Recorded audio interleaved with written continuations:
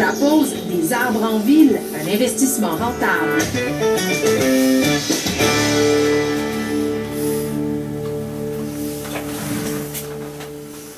On pense souvent que de protéger l'environnement, ça nuit au développement économique. Aujourd'hui, on vous propose une entrevue avec quelqu'un qui voit les choses autrement. Jérôme Duprat est bassiste du groupe Les Cowboys Fringants. C'est aussi un scientifique aguerri, spécialiste de la forêt et de l'environnement.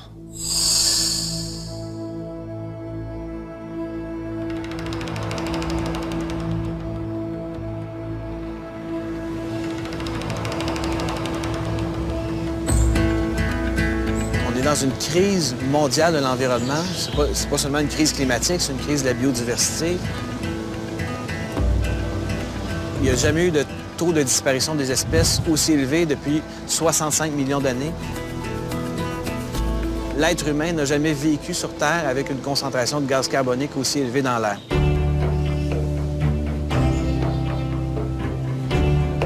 Pour Jérôme Duprat, il y a urgence d'agir. Urgence de cesser ceci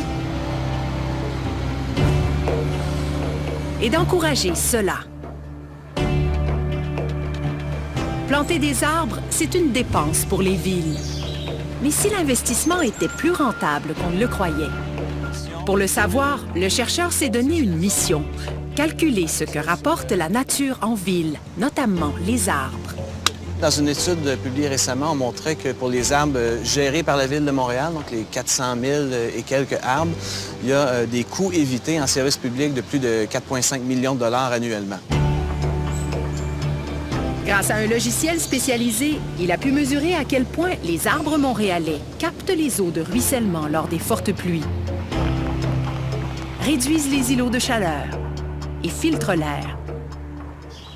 Le problème, c'est que ces services ne sont jamais comptabilisés par les villes. Les villes au Québec sont dépendantes de 70 à 85 des taxes foncières.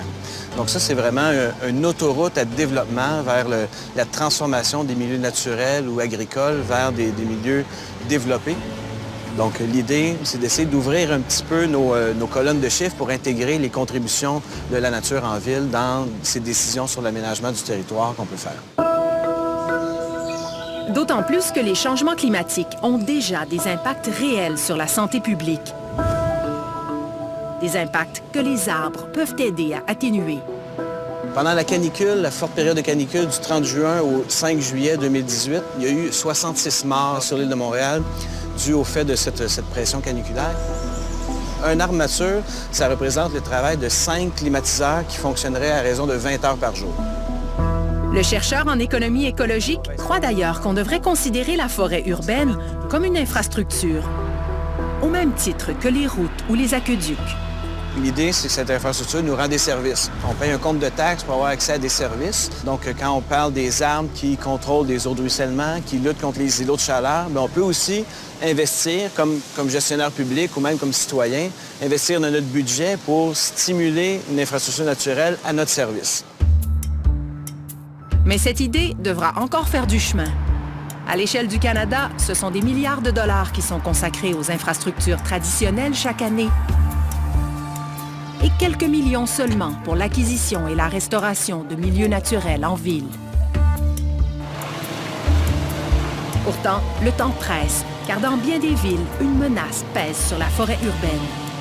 À Montréal, un arbre sur 5 est un frêne et en raison de la grille du frêne, on va perdre la grande majorité de ces arbres-là. Donc, c'est comme si on amputait 1/5 de notre forêt urbaine, l'ensemble de ces services qui sont fournis à la population.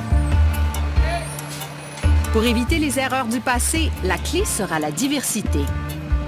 Planter différentes essences qui rendront la forêt plus résistante aux pressions climatiques et aux espèces invasives.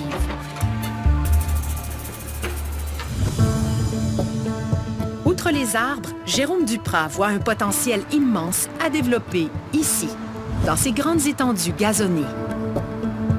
Il en existe 68 000 hectares sur le territoire de la communauté métropolitaine de Montréal.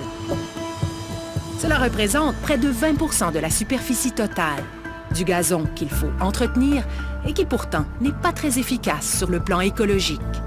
La lutte aux îlots de chaleur par une zone gazonnée, bien, elle est très peu performante juste comparativement à une zone où il y a des arbustes. Donc, il peut y avoir 15 degrés de différence ressentis au sol dans une journée d'été entre un gazon et une zone arbustive ou de graminées.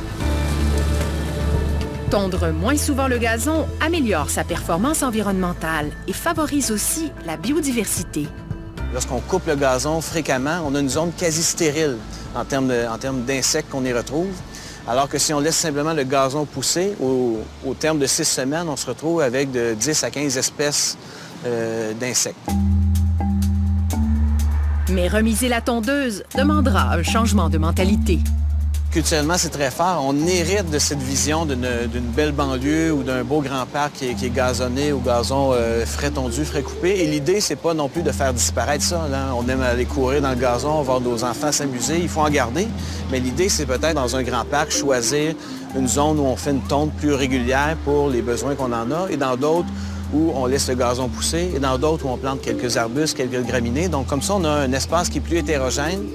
Le chercheur nous invite d'ailleurs à revoir notre perception des friches. Des zones qui abritent une quantité surprenante de végétaux, d'insectes et d'animaux, mais qui sont trop souvent mal aimés. Comme aménagiste du territoire ou même comme citoyen, on valorise beaucoup des espaces très aménagés ou des espaces naturels qui sont matures. Donc, on aime un beau boisé, une belle forêt, ou on aime une cour qui est bien tondue, mais entre les deux, on n'aime pas beaucoup ces espaces de transition, ce qui fait que dans des milieux urbains, périurbains, des zones métropolitaines, il y en a très peu. Pourtant, ces zones sont précieuses pour de nombreux animaux au statut précaire, comme le papillon monarque, la couleuvre brune ou l'hirondelle rustique. Ces terrains vagues, comme on les appelle parfois, leur servent d'habitat. Et ces espaces ne font l'objet d'aucune protection. Un peu comme les marais à une autre époque. Il y a 20, 30 ans, 40 ans, les milieux humides, c'était des milieux très peu valorisés. On ne comprenait pas que c'était des milieux qui pouvaient prévenir les inondations, qui étaient des habitats pour la biodiversité. Donc, ce qu'on a fait, on les a transformés, on les a drainés. Et aujourd'hui, on s'en mord les doigts parce qu'il nous reste très peu de milieux humides. Il faut faire des lois sur la protection de ça. Donc, l'idée, ce serait de voir aussi ces friches-là dans une perspective de contributeurs à la biodiversité locale et des zones qui devraient être valorisées.